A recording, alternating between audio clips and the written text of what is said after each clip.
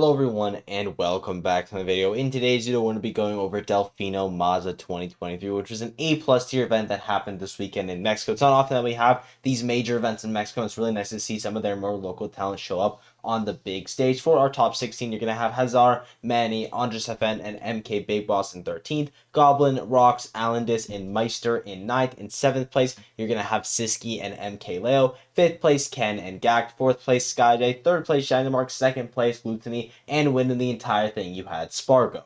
Now, you actually didn't have a lot of upsets to the tournament. For reference, the only upsets for players in the winner side of top 32 were Goblin over Chag and Manny over Rox. Manny over Rox actually is a big one because Rox has a very heavy favorite in that set. So huge shouts to him for that. And I also want to mention Rox's loser's run because even though he did lose to Manny fairly early on, he had an incredible bounce back. And it was with more than just Sheik. And I, for one, only thought Rox had a Sheik, but I was proved super wrong here. He was able to beat Whiskey, Waka. He used Sephiroth versus Waka. He beat Andres FN with only Meta Knight, and then his set versus Glutonny, he did lose. But the fact that he had the Sheik come out, he had the Sephiroth come out, he had the Meta Knight come out, very impressive stuff for Rox. Sheik is a character that typically you want to be solo maining them in tournament because they are very hard. A lot of stuff that you have to be learning, but Rox clearly shows that he's well versed enough to be playing multiple characters at the top level to get a really nice run to 9th place, even after getting upset fairly early on.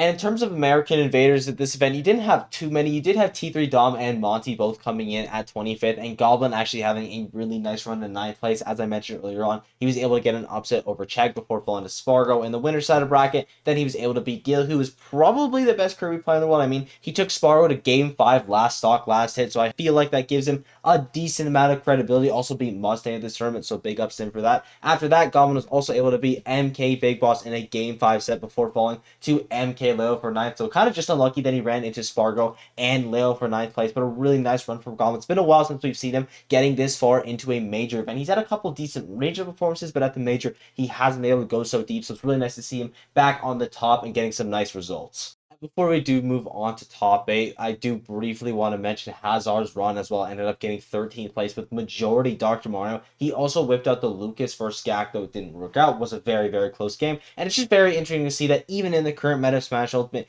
you can still have Dr. Mario players having a lot of success. I mean, SkyJ got top 4 of this event with Incineroar. The meta doesn't really seem like it matters anymore, and at this point of the game, this is when it should be the most difficult to break into the top level to get these deeper performances with these lower tier characters. But players like Hazard, players like SkyJ, that clearly did not get the memo, so I wanted to give him a huge shout for that. Just so genuinely impressive. Dr. Mario is a character that I feel like is slowly getting better and better. Like, don't get me wrong, he's still bottom 10, but maybe he's not bottom 5.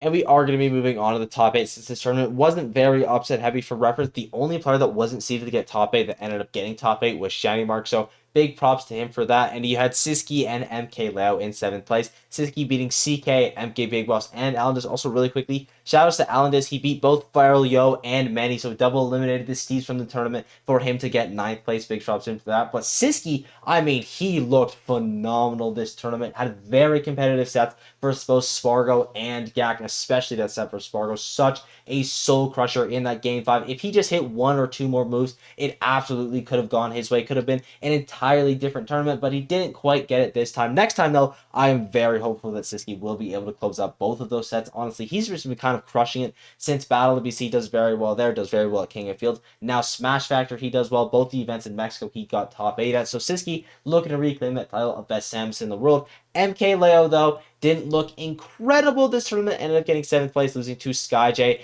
and Glutonny was able to get wins on Monty, Manny, and Goblin, and it was only Joker and Age in this tournament. No Byleth, and I really would have loved to see the Byleth come out versus SkyJ. I mean, he was absolutely dominant in their set at Battle of BC, but I just assumed that this is like an anti-Byleth tournament because I think he at least would have tried it versus SkyJ, and then honestly, kind of unlucky to get Glutonny in the loser side of bracket. That's been his demon for a while now. Like, the record is still 10-11 in MK Leo's favor, but before it was like super dominant in Leo's favor, and Glutonny has been catching up. He's been winning all the recent encounters. This one was 3-0. The games were competitive. At least the first 2 were super competitive. The last one, not as much so, but still, they were bangers because it's just 2 high-level players playing each other all the time. And that's probably going to be the last time we'll see MK Leo for a little bit because I don't think Mexico has any other majors coming up anytime soon. He said he wasn't traveling for a little while. So that's the last time we saw some Leo gameplay. We saw some pretty hot gameplay, though. I mean, his set versus Glutonny, even though it was just a 3-0, it was very good games. I recommend that you watch them because that's going to be the last fix you get for a while.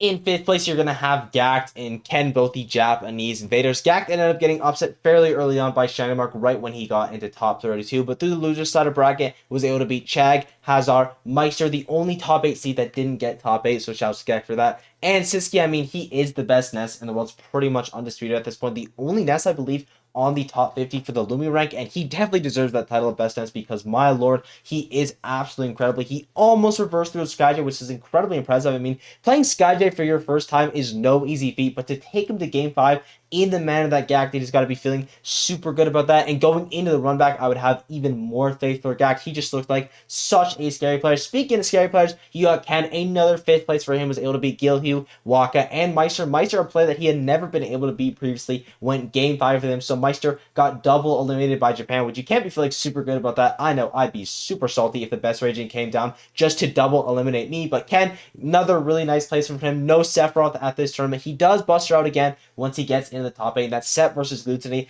I don't really want to talk about it from Ken's perspective because I just want to hype up Glutonny, but he's going to be thinking about that one for a long time.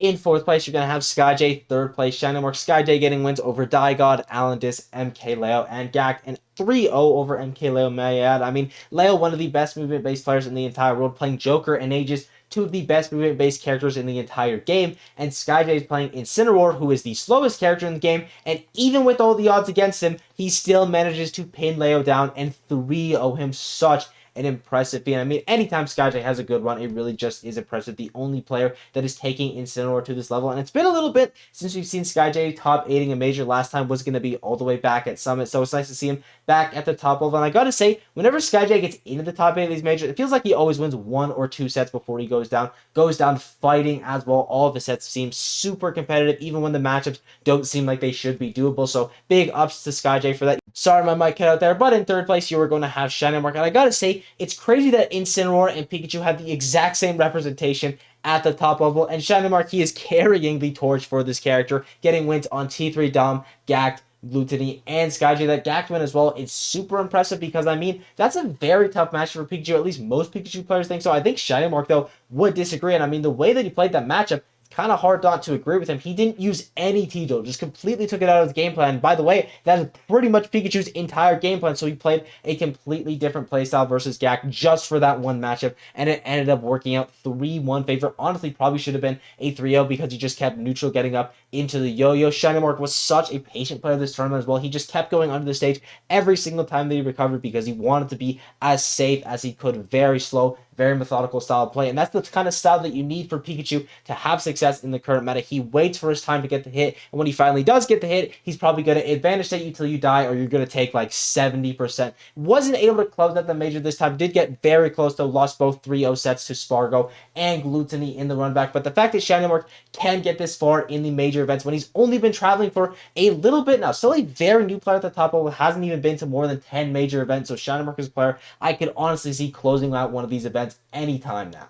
In 2nd place, you got Glutonny, and our grand finalist is going to be Spargo. Glutonny beating Hazard in the winner's set of bracket, lost to Shining Mark in winner's quarters, then beat Rocks, MK Leo, Ken, Skyj, and Shining Mark. And we got to talk about the Ken set. It is game 4. Glutonny is down 3 stocks to 1. He's at 120% or around there. So is Ken on his first stock in a -2 matchup, and he manages to win that game in the craziest comeback I have ever seen in this game. And it wasn't even like Ken was doing these massive mistakes, SDing super early on. Glutonny was just playing perfect. I mean, the bike tech that he has introduced has made him so much better as a player, and he's just been looking unreal as late. Does very well at King of Fields. I mean, he won the entire event, performed at Smash Factor X, has a very nice losers run at this event. The fact that he overcame that Ken game, like, you don't even got to watch the whole set because it is a very, very slow set, but I highly recommend that you at least watch, like, the second half of that game for it, because Glutonny literally just looked perfect. But looking perfect sometimes isn't even enough to beat Spargo. The big winner has his bounce back from SmashCon like we all expected him to, which is very, very important for his season, because now that he has that 49th on his belt, it's going to be incredibly difficult for him to actually be ranked #1 over Akala, because it's very unlikely that Akala drops a placement similar to that. But this is a step in the right direction. At this tournament, he was able to beat Whiskey, Goblin, Siski, Ken, Shining Mark, and Glutonny with 0 sets dropped using that combination of Aegis and Cloud. I mean, he looked absolutely phenomenal. All the nerves that he had of Smash Cut were immediately shaken when he looked back to his old self, and it gives me a lot of confidence going into the second half of the year that he can continue getting results like this. I mean, everyone at this tournament, they just look simply phenomenal. I think they'll all be threats going into future top 8s, and I thank you guys for watching. I hope you enjoyed. Support has been absolutely unreal. Again, if there is any player I missed at any point in this video or something that I got wrong, please just let me know down below. And yeah, that's all I gotta say. Thank you guys for everything. Be sure to sub, all that yada yada, and I will see you all in the next one. Bye-bye.